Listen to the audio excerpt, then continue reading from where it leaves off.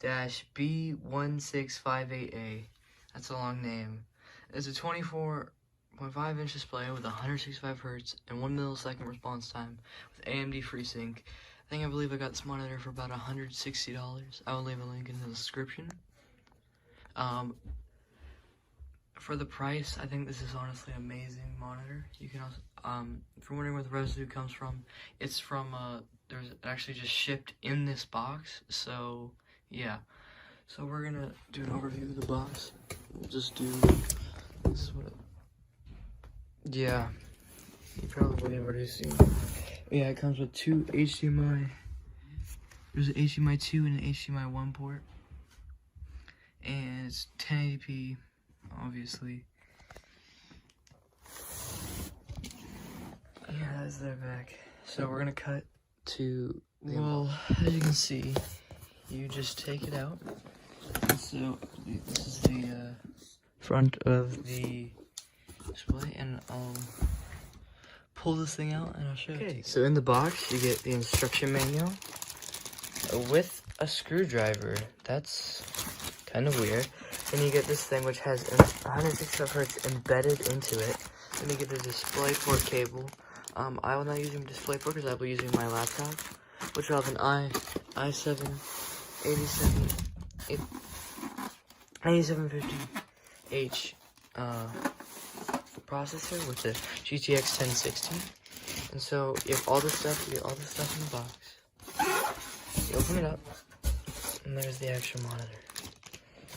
And you also get a little back piece of stand. I forgot about that.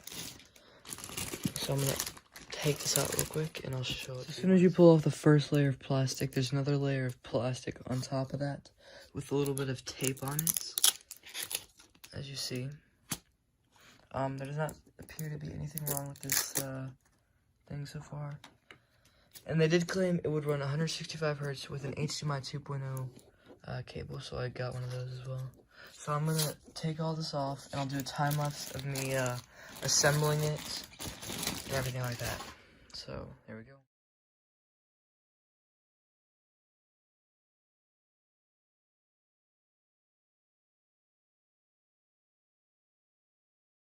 So this thing was really easy to assemble. It has these little grip like rubber pads at the bottom of the stand. It was basically 4 screws and another screw right here. You have an HDMI 2.0, then you have an HDMI, I think this is probably 1.0, DisplayPort and audio out if you have the, and then you have the actual thing, and then you have all your controls over here, the power button, and like the menu up and down. And wait, I might need to tighten this a little bit more. So yes, this is what the monitor looks like. It has a little branding of 165 Hz. It's non-height adjustable, I don't think. It's actually very surprisingly very, very thin at the top, which is very cool. And so in this next test, I'm gonna be running the T1 HDMI cable. This cable is rated for 4K 60 Hz and is also rated for up to 240 Hz at 1080p. So this thing will definitely run this thing, and we're gonna go hook it up, and I'm gonna go rearrange my gaming setup. We'll be right back. I'm sorry, my thing cut out because I'm recording in 4K. So yeah, we'll be right back. This thing up at over HDMI actually, and it's running 165 Hz, over my 1060. And so I've opened up the settings. There's overdrive, FreeSync. There's this thing's actually really, really bright. So I'm gonna turn on. I'm gonna try these different things, and I'm going to see like if it has G-Sync capability over HDMI and like what hertz I would run at.